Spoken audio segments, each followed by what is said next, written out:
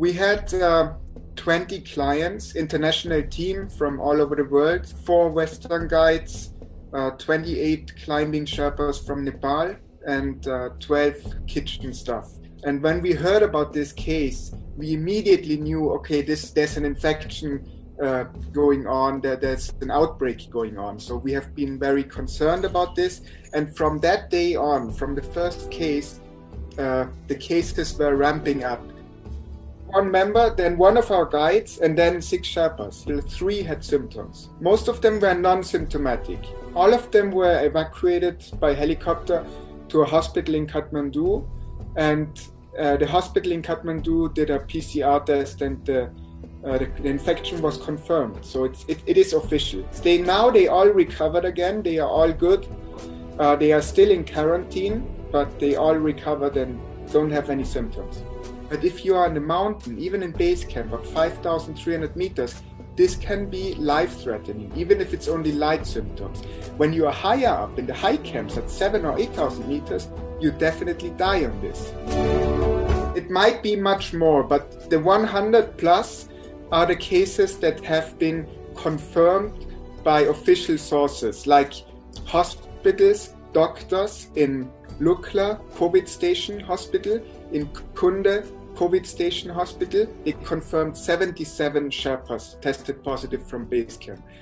One major operator confirmed 30 positive cases in his team. Another one confirmed 11. Himalayan Rescue Association, a medical station, confirmed another 30 to 35 cases evacuated from base camp and then tested positive in Kathmandu. So we talk about at least 100 plus cases. There might be 200.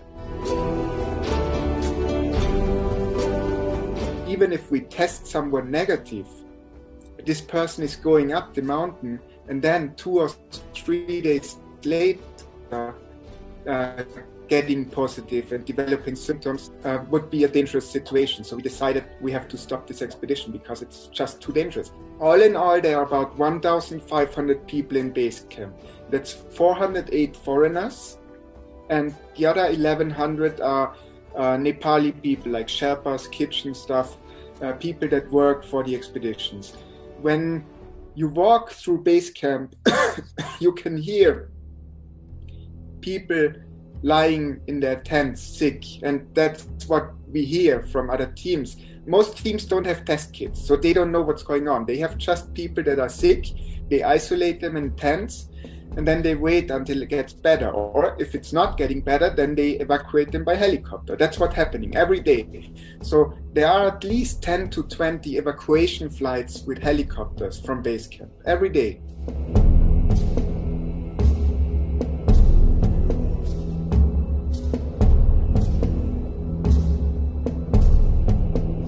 Most teams are so scared about the outbreak. They don't talk to anyone about it.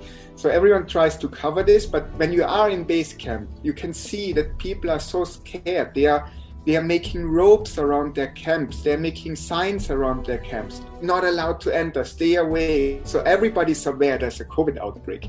The problem is everyone wants to push the season on and nobody wants to talk about it. And nobody wants to take the responsibility to end the season. The HRA, the medical station, is doing a good job, and they have good doctors and they have good medical equipment there, but they have no test possibility. They were not allowed to conduct COVID tests, not allowed by the government of Nepal. Nobody knows why. So what they can do if a climber is going to them with COVID symptoms, they can just sit them in a helicopter and fly them out to Kathmandu. The Department of Tourism denied any cases from base camp. Now where everyone knows and the whole world is watching them and everyone confirms, the doctors, the hospitals, the pilots, the insurance companies, the expedition leaders, everyone knows and confirms. They show their reports to the media. So, and still denying, I think this is not a responsible way to react to an outbreak in base camp. And it puts people's life at risk. I think the situation is very serious right now. I think within the next 7 days, we will see more people getting evacuated and maybe even more people dying. And yeah, so it's a very serious season, and it's not good for the reputation of Everest in Nepal.